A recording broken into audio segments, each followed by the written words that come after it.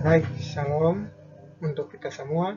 Pada video kali ini, saya atas nama Yoran Dindun dari kampus Institut Agama Kristen Negeri Kupang. Saya akan menjelaskan 6 pokok mengenai mata kuliah Sosiologi Pendidikan. Pokok yang pertama, model pembelajaran sesuai tuntutan masyarakat. A. Pengertian model pembelajaran. Istilah model pembelajaran dekat dengan pengertian strategi pembelajaran dan dibedakan dari istilah strategi, pendekatan, dan metode pembelajaran. Istilah metode pembelajaran mempunyai makna yang lebih luas daripada suatu strategi, metode, dan teknik. Sedangkan istilah strategi awal mulanya dikenal dalam dunia militer, terutama terkait dengan perang atau dunia olahraga. Namun demikian, makna tersebut meluas, tidak hanya ada pada dunia militer atau olahraga saja, akan tetapi bidang ekonomi, sosial, dan pendidikan. B. Pemilihan model pembelajaran. Dalam pembelajaran, guru diharapkan mampu memilih model pembelajaran yang sesuai dengan materi yang diajarkan, di mana dalam pemilihan model pembelajaran meliputi pendekatan suatu model pembelajaran yang luas dan menyeluruh. Tiap-tiap model pembelajaran membutuhkan sistem pengelolaan dan lingkungan belajar yang sedikit berbeda. Misalnya, model pembelajaran kooperatif memerlukan lingkungan belajar yang fleksibel seperti tersedia meja dan kursi yang mudah dipindahkan. Pada model pembelajaran diskusi, para siswa duduk di bangku yang disusun secara melingkar atau seperti tapal kuda. Sedangkan model pembelajaran langsung, siswa duduk berhadap-hadap dengan guru. C. Macam-macam model pembelajaran. Beberapa model pembelajaran yang dapat digunakan di antaranya: 1. Model pembelajaran langsung. Model pembelajaran langsung adalah model pembelajaran yang menekankan pada penguasaan konsep dan perubahan perilaku dengan mengutamakan pendekatan deduktif. 2. Model pembelajaran misur matematik project. Dalam suatu proses pembelajaran terdapat berbagai komponen pembelajaran yang harus dikembangkan dalam upaya mendukung tercapainya tujuan pembelajaran dan keberhasilan siswa dalam tujuan pembelajaran dalam belajar. 3. Model pembelajaran problem posing. Pokok yang kedua, hubungan sekolah, keluarga, dan peserta didik. A. Pengertian sekolah. Sekolah adalah suatu lembaga pendidikan yang dirancang secara khusus untuk mendidik siswa atau murid dalam pengawasan para pengajar atau guru. Fungsi dan tujuan sekolah yaitu adalah mengembangkan potensi peserta didik agar menjadi manusia yang beriman dan bertakwa kepada Tuhan Yang Maha Esa, berakhlak mulia, sehat, berilmu, cakap, kreatif, mandiri, dan menjadi warga negara demokratis serta bertanggung jawab. B. Pengertian keluarga. Keluarga adalah unit terkecil dari masyarakat yang terdiri atas kepala keluarga dan beberapa orang yang berkumpul dan tinggal di suatu tempat di bawah suatu atap dalam keadaan saling bergantung. Tujuan keluarga: menciptakan peran-peran sosial bagi anggota keluarga, ayah, ibu, dan anak. Contohnya, ayah sebagai kepala keluarga dan harus bertanggung jawab memberi nafkah pada anggota keluarga. Ibu sebagai pengatur, pengurus, dan pendidik anak. Anak harus membantu kedua orang tuanya dalam suatu lembaga keluarga. Memelihara suatu kebudayaan bersama yang diperoleh dari kebudayaan umum dan juga membentuk kepribadian manusia, contohnya keteladanan, disiplin, konsisten, kebiasaan diri, dan lain-lain. Fungsi dari keluarga. Fungsi agama keluarga menjadi tempat di mana nilai agama diberikan, diajarkan, dan dipraktikkan. Fungsi kasih sayang. Sejak bayi dilahirkan, sejak itu pula ia mengenal kasih sayang. C. Pengertian peserta didik. Peserta didik adalah anggota masyarakat yang berusaha mengembangkan potensi diri melalui proses pembelajaran pada jalur pendidikan, baik pendidikan informal, pendidikan formal, maupun pendidikan non-formal, pada jenjang pendidikan dan jenis pendidikan tertentu. Tujuan peserta didik adalah mencerdaskan kehidupan bangsa dan mengembangkan manusia yang seutuhnya, yaitu bertakwa terhadap Tuhan Yang Maha Esa, memilih pengetahuan, sehat jasmani dan rohani, memilih budi pekerti, luhur, mandiri, kepribadian yang mantap, dan bertanggung jawab terhadap bangsa. 1. Hubungan keluarga dengan sekolah. Sekolah hanya membantu kelanjutan pendidikan dalam keluarga, sebab pendidikan yang pertama dan utama diperoleh anak adalah dalam keluarga. Sikap anak terhadap sekolah terutama akan dipengaruhi oleh sikap orang tua. Begitu juga sangat diperlukan kepercayaan orang tua terhadap sekolah atau pendidik. 2. Hubungan keluarga dengan peserta didik. Orang tua memiliki tanggung jawab untuk mendidik, menguasai, dan membimbing anak-anaknya untuk mencapai tahap tertentu yang mengantarkan anak untuk siap dalam kehidupan masyarakat. 3. Hubungan sekolah dan peserta didik. Hubungan sekolah dengan peserta didik sangat begitu erat karena seorang anak butuh dibina dalam mengembangkan ilmu dan pengetahuannya dalam dunia pendidik, yaitu sekolah, sehingga hubungan antara peserta didik dan sekolah sangat begitu erat dan penting. Yang mana pula sekolah membutuhkan peserta didik dan peserta didik juga membutuhkan sekolah. Pokok yang ketiga, unsur positif dan negatif anak didik dalam masyarakat.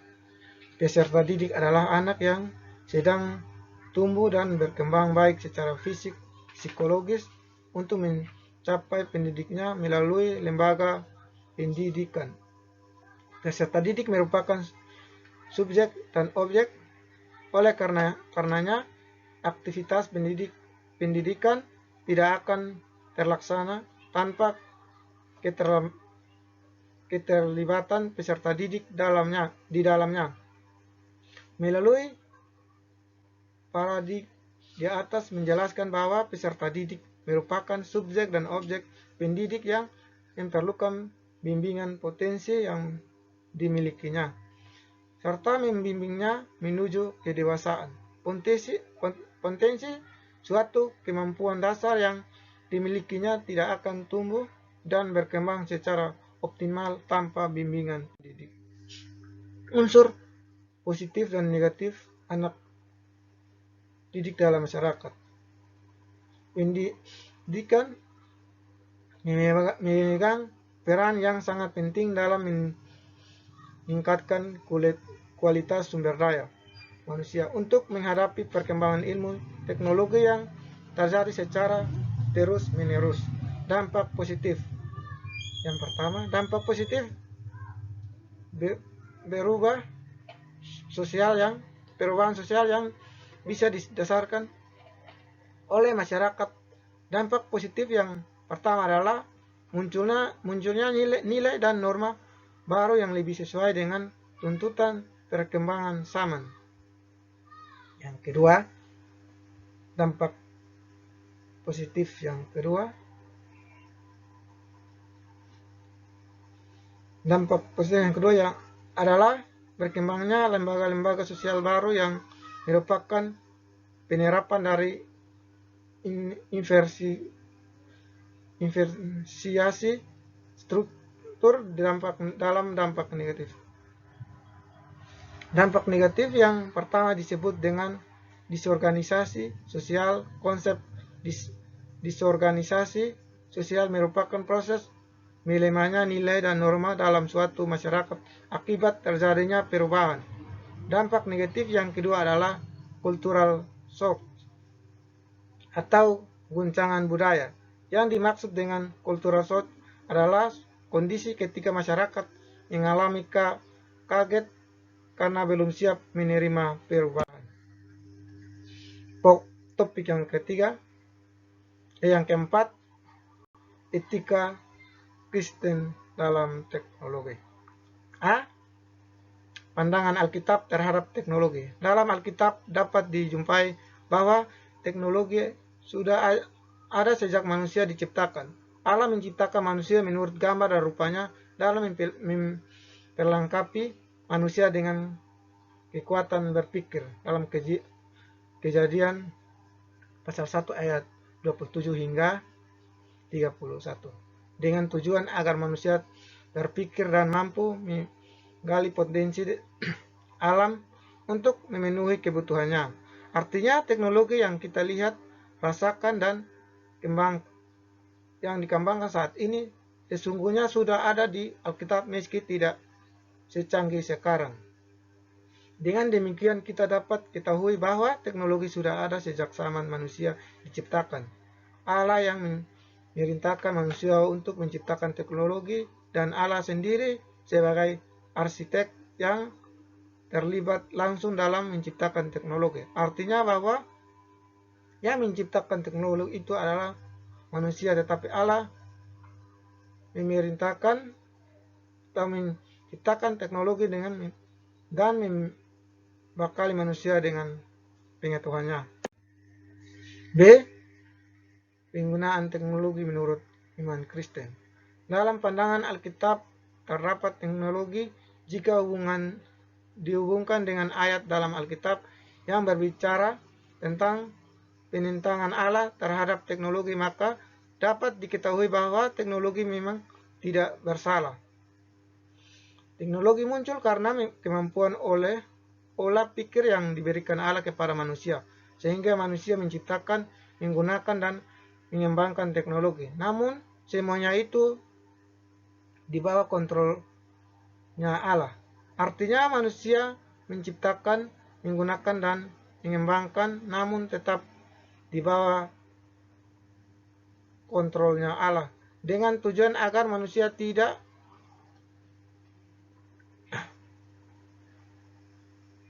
menyamakan diri dengan Allah, tetapi untuk kebutuhan manusia dan untuk kemuliaan Tuhan. Dalam Alkitab mengatakan, baiklah orang bijak mendengar dan menambah ilmu, dan baiklah orang yang berpengertian memperoleh bahan pertimbangan.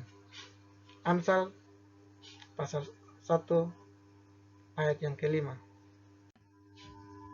C. Hubungan antara iman Kristen dengan teknologi pada saat ini. Dalam suatu sisi teknologi dapat memberikan manfaat kebaikan bagi semua orang percaya untuk memulihkan Allah, sehingga iman orang percaya terbangun karena kasih-Nya. Akan tetapi di sisi lain teknologi akan memberikan dampak negatif bagi manusia ketika teknologi telah menggeser posisi Allah dalam hidup manusia. Manusia tidak lagi hidup berserah dan mengandalkan Allah dalam hidupnya, menjadi tergantung dengan ilmu, pengetahuan, dan teknologi yang berasal dari akal budi manusia. Pokok yang kelima, hubungan sosiologi pendidikan dengan ilmu pak. Hubungan sosiologi pendidikan dengan ilmu pak adalah ilmu sosiologi sosial karena hal yang dipelajari adalah gejala-gejala kemasyarakatan. Pak akan membentuk suatu pembelajaran, dan pembelajaran itu merupakan perubahan perilaku gairah yang positif dalam konteks kekristenan. Pak dapat mempengaruhi perkembangan pribadi di segala aspek moral hidup dalam masyarakat untuk menciptakan suatu yang diharapkan. Pak harus bisa disalurkan dalam kehidupan sosial untuk membangun masyarakat yang bermoral. Dengan demikian bukan kondisi sosial yang mempengaruhi peserta didik, tetapi paklah yang akan mempengaruhi kehidupan sosial mereka sehingga menjadi bermoral. Sosiologi pendidikan ialah ilmu pengetahuan yang berusaha memecahkan masalah-masalah pendidikan dengan analisis atau pendekatan sosiologis. Dengan berbagai definisi tersebut di atas menunjukkan bahwa sosiologi pendidikan merupakan bagian dari pembelajaran mata kuliah dasar-dasar pendidikan di lembaga pendidikan, tenaga pendidikan, dan sikap wajib diberikan kepada semua peserta didik. Pendidikan Kristen adalah pendidikan yang melibatkan warga jemaat untuk belajar teratur dan tertib agar semakin menyadari dosa mereka serta bersukacita dalam firman Yesus Kristus yang memerdekakan. Tugas pendidikan Allah mengantar pelajaran sedemikian rupa sehingga ia mengalami pengalaman yang benar dengan Allah Bapa Tuhan Yesus Kristus. Pendidikan Kristen juga sangat berhubungan dengan ilmu lainnya seperti dengan sosiologi, psikologi, iptek, teologi, ilmu hukum, dan ilmu jiwa. Pokok yang terakhir atau topik yang terakhir, peran sekolah pendidikan dalam membangun masa depan bangsa. Pengertiannya pentingnya pendidikan. Disadari atau tidak, mendidik merupakan hal terpenting untuk membentuk kepribadian. Pendidikan untuk tidak selalu berasal dari pendidikan formal seperti sekolah atau perguruan tinggi. Pendidikan informal dan non-formal pun memiliki peran yang sama untuk membentuk kepribadian, terutama anak atau peserta didik. Dikatakan bahwa pendidik formal adalah jalur pendidikan yang terstruktur dan berjenjang yang terdiri atas pendidikan dasar, pendidikan menengah, dan pendidikan tinggi. Sementara pendidikan non-formal adalah jalur pendidikan di luar pendidikan formal yang dapat dilaksanakan secara terstruktur dan berjenjang. Satuan pendidikan non-formal terdiri atas lembaga kursus, lembaga pelatihan, kelompok pelajar, pusat kegiatan belajar masyarakat, dan majelis taklim, serta suatu pendidikan yang sejenis pendidikan. Sedangkan pendidikan informal adalah jalur pendidikan keluarga dan lingkungan. Kegiatan pendidikan informal dilakukan oleh keluarga dan lingkungan dalam bentuk kegiatan belajar secara mandiri. B. Pentingnya pendidikan moral bagi peserta didik. Moral menekankan pada alasan mengapa suatu tindakan dilakukan sehingga dapat dinilai apakah tindakan tersebut baik atau buruk. Semakin menurutnya moral di kalangan remaja dianggap sebagai cerminan akan kurang berhasilnya dunia pendidikan di era globalisasi dewasa ini. Namun itu perlu dibuktikan kebenarannya karena pendidikan moral tidak hanya diperoleh di lingkungan sekolah, melainkan di lingkungan keluarga lah awal pendidikan moral terdapat anak mulai ditanamkan. Dasar pendidikan agama yang pokok jika ditanamkan pada anak sedini mungkin akan membentuk karakter penuh kasih dan peduli terhadap sesama. Hal ini bisa terjadi karena setiap agama pasti akan memberikan pelajaran budi, pekerti, dan akhlak mulia. Dari uraian tersebut dapat disimpulkan bahwa keluarga sangat berperan dalam membentuknya moral anak. Pendidikan moral di sekolah diharapkan dapat menghasilkan peserta didik yang memiliki kompetensi personal dan sosial sehingga menjadi warga negara yang baik, karena sumber daya manusia yang akan datang adalah anak-anak dan generasi muda masa kini. Sekian dan terima kasih.